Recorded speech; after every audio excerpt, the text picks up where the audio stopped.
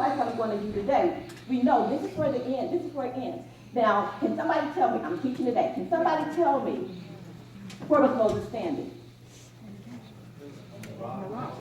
On the rock, on the cliff, above, front, anything else?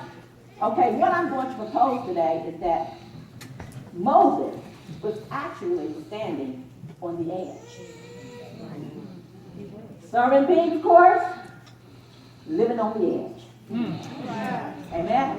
Living on the edge. A lot of times when it comes to living on the edge, most of us, especially as we mature and get seasoned, we get comfortable in our ways. And living on the edge is kind of scary because that means anything can happen. But how many of us know that God really wants his people to learn how to live on the edge? Amen? So as we go through, I'm going to actually go back, like I said before, and we're going to talk about living on the edge of destiny. I've got several points. I'm going to take the time.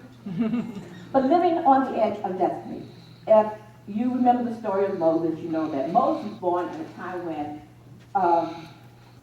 the Egyptian Pharaoh had announced that all the boy children at that time were supposed to be killed, or supposed to be thrown in the river to be drowned. Now Moses was born, his mom and his dad, and they decided that they were not going to obey that law. We know that there are laws today that tell us that we have to do this and we have to do that, but if it's not godly inspired, we have to be led by God, which is what we need to do. So Moses was born to Israelite parents, and he was supposed to be thrown in the water, in the river. When he left about 3 months in the household, and so then his mom began to make a basket, and she put him in it. And the same river that was supposed to have been his destruction now became his vehicle, his destiny. Amen? It became his vehicle. Because that same basket rolled up, and Pharaoh's daughter heard a child. And she said, what's this? Oh, this must be a child of the Israelite women. Now we know that the law was to do what? Kill them. But yet, instead of killing this child, she brought this child into the house to raise them. How many people know that God will use your enemy to be a blessing on your way to destiny? God is so good. So good. And not only that, Pharaoh's daughter named him. That's who named him Moses. It wasn't Moses' mom that named him Moses. That's right. It was Moses' enemy who named him Moses. Amen. So Moses grows up, and he becomes an Egyptian prince, so to speak.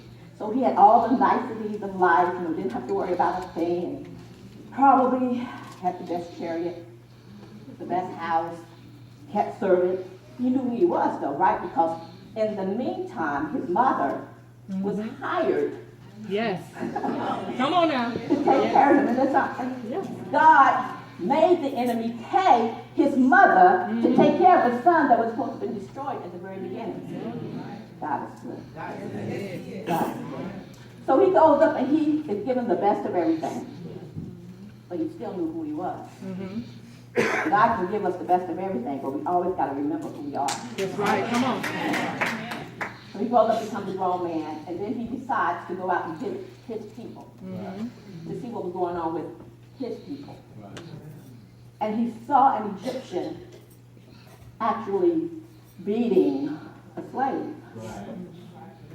That kind of infuriated him. And we know he has destiny, right? Yeah.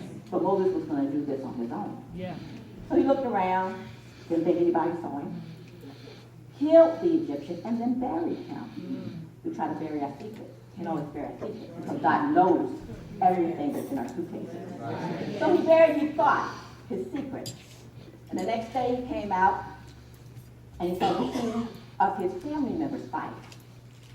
So he thought he could take care of that. Why are you fighting? We're family. Why are you fighting? Turned around and said, who are you? Did you just kill the Egyptian yesterday? How are you talking to me? Got to be careful what we think we're hiding and we're not. Because the thing that we think we're hiding is the thing that God will use to, as what they bust us out, tell on us, And so he's like, well, wait a minute. I looked around and there was nobody. So well, the person that he saved was there. There were 3 people. There was the person he saved, the person he killed, and it was Moses. Mm-hmm. So the person that he saved went and spilled his guts and told him. So I have to be careful how we do secrets. Secrets are not always secrets. It's more than one person knows. Amen. So he gets this stuff together and says, look, you know, I gotta go. Got to leave town. So he left town.